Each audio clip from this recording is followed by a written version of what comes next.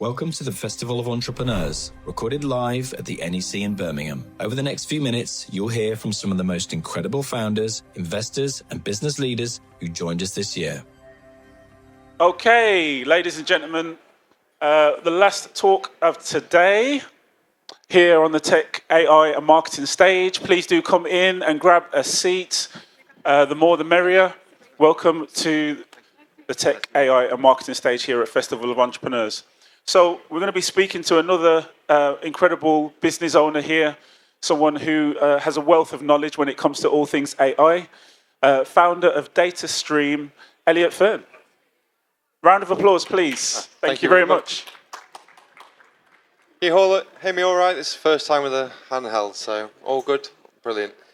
So, like Marvin says, Elliot Fearn from DataStream UK, based up in North Yorkshire. Thank you for sticking around to the very end of the last day to be here. Not sure why this keeps flicking ahead. I'll try and get used to that. A couple of questions to keep you warmed up whilst we're sort of coming in at the minute at the back.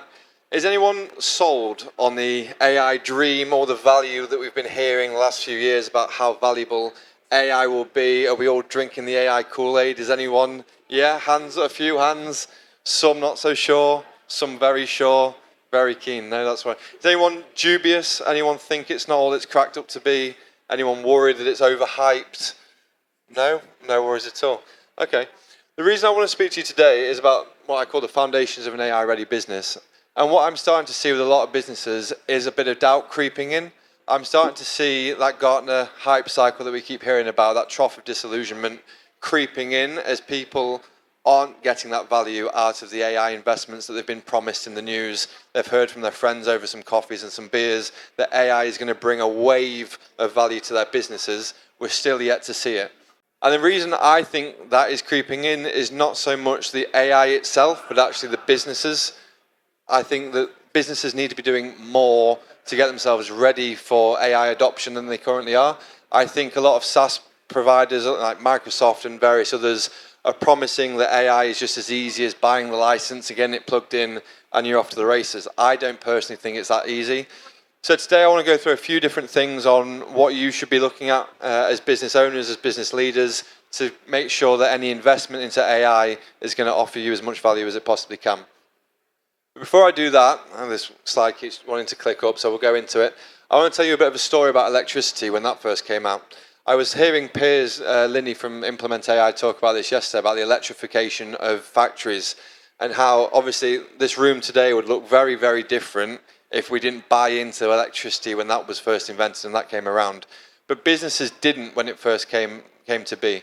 When they invented electricity, it provided so much opportunity, so much potential value for businesses, especially factories. But it was actually decades later before factories and warehouses started to adopt it. And that was not because of electricity not being, good enough. It wasn't the electricity or the invention itself. It was more to do with the fact that the businesses just weren't ready to start adopting it. And it was actually a second wave of innovation around business process and about rethinking how businesses at the time needed to change in order to maximize the value that electricity brought about. And what I'm seeing today is a very similar story with artificial intelligence. I'm seeing a lot of people, like the guy on the left, talking a lot about the value and the benefits of artificial intelligence and everything it can bring, and very few people talking about how we're actually going to start implementing it into businesses today, and how much change businesses and people, processes, data are going to have to go through in order to start seeing some value. And that's why, for me, I think a lot of doubt is starting to creep in because no one's really talking about what you're going to have to do. The first thing I want to talk about is AI strategy. Now, there's fundamentally 4 core AI adoption strategies when it comes to businesses, and how they can implement it from today. The first one I see the most of when I go from business to business, which is what we call the bottom-up buy. So that's a strategy where you might see a lot of people in the organisation, more not leadership, not management, but actually sort of the day-to-day workers grinding it out. What it tends to be is the AI adoption is coming from the bottom up. They're the ones driving it because it's easier for them to start adopting tools like ChatGPT, Microsoft Copilot to do tasks and processes within their niche area of the business. What I don't see too much of is the top-down approach, which we'll get to in a minute. And I also see a lot of buying. I don't see so much building. I see a lot of buying third-party tools. That's largely due to the skill set that we don't currently have. So that's probably one of the worst strategies, but one of the most common strategies I see at the minute, which is leadership sort of putting their heads in the sand and saying, we don't really know where AI is going or how to implement it, but the workers are the ones that are starting to buy it and acquire it and start using it. The issue with that is it's obviously very narrow in application. It needs to be a lot broader and tackle grander business problems. The opposite of buy is build. So the other alternative from a bottom-up strategy is that the same workers could actually start building their own tools internally. This doesn't happen all that often because AI development skills are lacking in the workforce at the minute. So that's another one that we see. Both bottom-up strategies are highly not recommended because it doesn't tackle with the grander business objectives that the business is trying to achieve. It's a little too narrow in application. So the opposite of bottom-up is obviously top-down. So if we do top-down again, that is when management, leadership, they get together, they might put a working group together and say, AI is the future, but we don't want to go to market, there's no tools out there, we'll build our own internally. It's a better approach than bottom-up, but again, the skill set normally means that projects get pushed back, they get delayed, they overrun, they cost too much, and they ultimately get abandoned. AI development requires a quite broad range of skill set, and within any organization, it's quite hard to have that broad range of skills within the business. So that's why myself and a lot of people at Oxford University, if you read their research papers, always recommend the top-down buy approach. Because AI is so readily available, it's accessible, you can easily log on now, and you can buy it on the train journey home. Buying tools and buying expertise from people that know what they're talking about and have those skill sets is the quickest and most successful way to start adopting AI currently. So if you sat here wondering, thinking we don't really have an adoption strategy, or some people within the business are starting to use things, but there's no sort of grand level top-down approach, you need to start working from bottom-up buy to top-down buy on the top right. So those are the 4 kinds of AI adoption strategies. Like I say, bottom right is most common, top right is most recommended. So the next thing to talk about is data. And now, everyone says the old adage that, garbage in, garbage out, and it is very true. And I'm not going to bore you to death with that again. But data is fundamentally important for becoming a successful AI business. It doesn't really matter how good your blueprint is, how good your AI adoption strategy is, if you haven't got the data to support it. Cassie Kozakov is the former chief decision scientist at Google before. She works for herself now. And she compares machine learning and AI to a bit like making a smoothie. If you have really poor ingredients, it doesn't matter how good the chef is, it doesn't matter how good the blender is, it doesn't matter how good the recipe is. Ultimately, the output is going to be the same. It's going to be a disgusting smoothie. So what you need to make sure is that all the data that's going into your AI, whether that's a ChatGPT model, so all your PDFs or your documents that you're feeding into it, needs to be good quality, it needs to be accurate, it needs to be accessible. If it's a prediction tool, you don't want to build an AI prediction tool off data that you can't trust, because the AI isn't just going to be able to figure it out and decide, oh, that's bad data, I won't use that, I'll use the better data. So I've called it here building materials. The data is the core building materials needed to execute that AI adoption strategy that we've just spoken about. So there's a few different things you can do to actually get the right building materials needed to be a successful AI-first organization. First and foremost, I would start by identifying what building materials you need. I see a lot of people trying to make all their data as clean and perfect and pristine as possible. It's a real challenge, and it's always a moving target. So what I would suggest is always look at the strategy. What is the AI model or thing you're developing? What is the outcome of that? What data or building materials will we need to deliver that successfully? So you won't need every data point within the organization, but you will need quite a few. But pinpointing and listing that is quite important. Now, if you don't have that data for whatever reason, you've never captured it, your system's been broken, so it's overwriting it, you've lost it, it's corrupted, someone left the organization and took it with them, whatever the reason is, well, there's ways to do that. First off, you could either fix it, as you can see the guy there doing. You can fix your data, you can clean it up, you can make it more accessible, you can fix the systems, you can introduce a new system and make sure you're now collecting those building materials you need for AI. Or another strategy is obviously go out, go to market, go to a data vendor and buy the data you need. If you don't have, customer research data that you need to do a sales prediction or to do some sort of AI agent to help your salespeople sell or upsell more, then go out, go buy that data, buy the building materials you need. So the next thing I want to talk about is systems and processes. So I've just mentioned before that data is fundamentally important. At its heart, AI is all it is applied mathematics and statistics to large amounts of data, different data, granted, but at its heart, it's just advanced statistics that probably none of us in the room understand. So with that in mind, if you only use a small segment of data to do your analytics, to do your statistics, your output's not going to be very good. So if you're developing an AI model, an AI system, an AI agent, whatever you want to call it nowadays, first of all, you can't have your organization looking like this. You can't have different systems trapped in different silos around the organization. You can't have HR data governed and managed only by HR, sales the same, ops the same. It needs to flow throughout the organization. An example of this I want to bring your attention to is if you're an online retail sales business, you sell things online and you want to get involved in AI, you've got an adoption strategy, you want to be able to predict sales so that you can then start, ordering resources, you can start, managing stock better, whatever the outcome is. You want to build a sales AI agent to help you forecast that. Well, if you only use sales data, the bottom left, to build that, your AI agent might be good, your AI model might be good to an extent at predicting sales, but actually you'll find that data from other areas of the business will make that AI agent a lot more effective and perform a lot better than just giving it sales data. So I know that within businesses traditionally we keep it siloed under lock and key, and accounting will never share their data. Sales and marketing don't tend to even share data a lot of the time.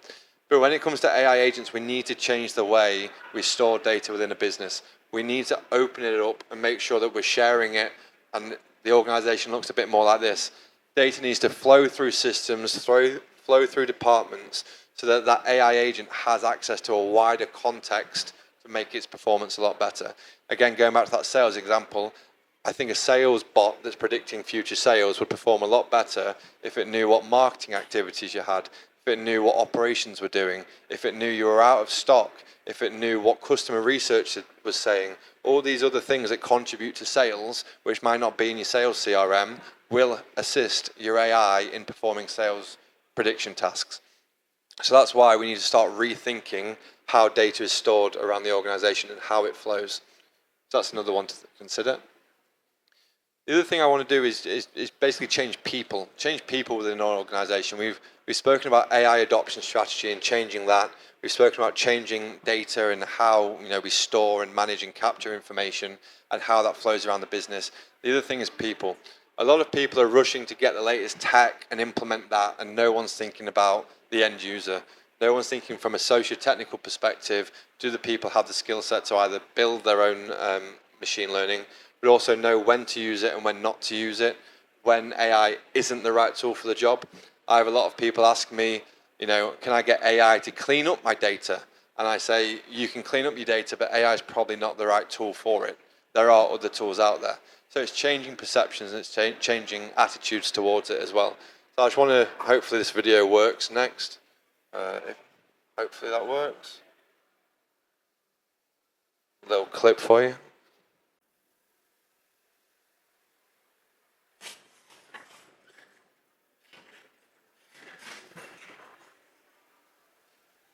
So it might be a completely silly example, but I wanted to take people back a little while ago to a different technology, things like CD-ROMs. I heard when I was preparing for this presentation, people used to print out emails and fax them to other people. They used to leave emails in people's pigeonholes, kind of defeating the entire purpose. So yes, it seems a bit silly and it is a bit of a light-hearted joke, but I see it a lot of the time now. And it seems mean to say, but people are using AI fundamentally wrong. I've got a lot of different stories of people using it incorrectly.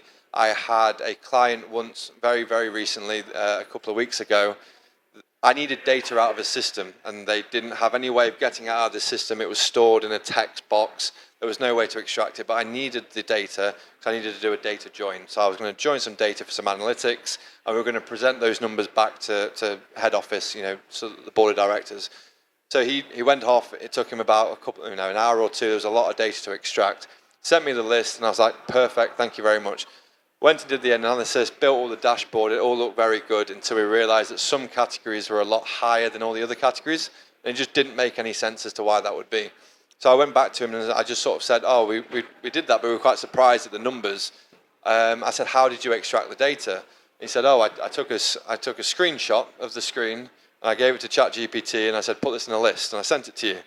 So what it had done is, because ChatGPT is trained to give text responses, not exactly extract data from an image, it had missed 6s and 8s. So some of the categories were being joined together, and that's why it was doubling and tripling up the numbers, because the numbers for the categories where it was 6 and 8 were unique, and now were no longer unique because the member of staff, I don't want to say lazy, but he, instead of copying and pasting it out into a list, thought, hey, ChatGPT knows everything, let's do that. And he gave it a list, and he was very confident, and ultimately, if those numbers were, for finance, if it was for financial reporting, for planning, for managing budgets, confusing 6 and 8s from a screenshot because you couldn't be bothered to copy and paste it into a list could have some pretty devastating, consequences. I've heard many others. My brother often just sort of stops doing what he's doing as soon as ChatGPT says it's not possible. He never bothers to actually try it himself. For me, it's a common issue. Is that it's a bit of an absence of critical thinking. It's a well-documented issue at the minute where we're just sort of taking it at face value. Whatever it tells us, that must be the truth. So introducing more critical thinking, getting people to go beyond just what ChatGPT says, is a critical skill that seems to be dying out. Everyone seems to be happy with just saying, well, ChatGPT says that it's not possible, so it's clearly not possible. So the reason I say change people is because you need to give them this training. You need to tell them what they can use it for, what tools they should be using for different tasks. Now, AI would be great at that data extraction task if they use an AI agent that does data extraction, not one that generates texts. So teaching people how to do that, how to use these tools, is fundamentally important if you want to be an AI-ready business. So what now? This slide seems to be getting away with me a little bit. So what now? So I've spoken about a few different things: changing your AI adoption strategy, changing data and making sure that you've got what you need in order to implement AI, changing your systems and your processes and how data flows within that organization, and ultimately, like I just said, changing the people within your organization. So the what now is, you might have noticed I keep using the word change. It's time for us to start thinking of AI as a business change project, not a tech project. A lot of people are thinking it's a new piece of tech that we can acquire and start implementing. It's more of a transformation that you've got to go through as a business. It will fundamentally change day-to-day processes, what people are doing, what data and how they interact daily. It's not just another tech tool. So when we talk about change, there's one book that comes to mind. I don't know if anyone knows the name of the book. You might be nodding along. As you can imagine, yeah, Who Moved My Cheese, I believe it's called, if anyone's not read it. And it talks a lot about change. So a lot of the time, basically AI, what it's done, it's disrupted businesses. It's completely changed, for me, the maze. People's tasks that they've been doing the last few years and are doing now might be completely redundant. So it's rethinking what the business will be like in an AI future. Once you've gone through and changed your AI adoption strategy, change what data you have available and the cleanliness of that data, change your systems and how they all interact, change the automated processes and change your people's opinions and perceptions of AI, you're going to have to rethink it. It's a lot of change. And what I don't want to see is a lot of people being the rat on the left, which is thinking that AI will change, or the market will change, or the cheese will come back to me magically without me having to do anything. Just sort of sitting, idle and hoping it will pass me by. What I want to see more of is helping businesses, thrive in the new era of AI and be more like the rats on the right, which is going out and actually changing yourselves, changing the business, actioning change today so that you can be fluent in AI in a year or 2 years' time, and leading your industry, leveraging the value that AI presents over your competitors instead of, trying to think that the cheese will come back. So it's all about that AI is all about changing people, changing data, changing systems, and that's the way you can be a successful business in the AI future. So I appreciate it. Thank you. Excellent. Round of applause, please, for Elliot. Thank you very much. And we have time for some questions. It's been a great day today here at the Festival of Entrepreneurs on the Tech, AI and Marketing stage. We've heard everything from personal branding to cybersecurity, all sorts. And I'd love to not just open it up to the audience if anyone's got any questions that they'd like to ask based on your presentation, but also sneak a couple of questions in myself as well. So obviously you were talking, the little mouse picture at the end sort of captured my imagination. If you were to look at AI and how people are using agents right now, what's the one thing that you think people aren't doing enough of when it comes to agents specifically? Yeah, I think you see, a lot of people misunderstand what agents actually are, and if anyone doesn't know, an AI agent by definition is a bit like ChatGPT, but it has access to tools and things within the organization, so it can actually do things. Instead of just getting a response from ChatGPT and you copy and paste that into an email, it's being able to send the email, it's being able to book calendar appointments. We heard Piers talk about it yesterday. So that for me is the fundamental difference. So making sure that all those processes are well documented and making sure that those other tools within the business like CRMs and email, social media, marketing are connected to the AI agents, because ultimately you don't want just the AI agent to tell you what you should do. You want it to go and action some of what it suggested as well. So if you say, what's my latest financial figures, and it retrieves that for you and says it, if you've got a question about that, you can raise that, but you actually want it to go and figure that out. So maybe, email my finance director, send him a Teams message, do something that goes beyond just telling me what I should do. And that for me is the holy grail, which is that sort of cognitive analytics where the AI can do a lot of the heavy lifting and actually take action, not just tell you what actions you should take. And I think that's the big difference.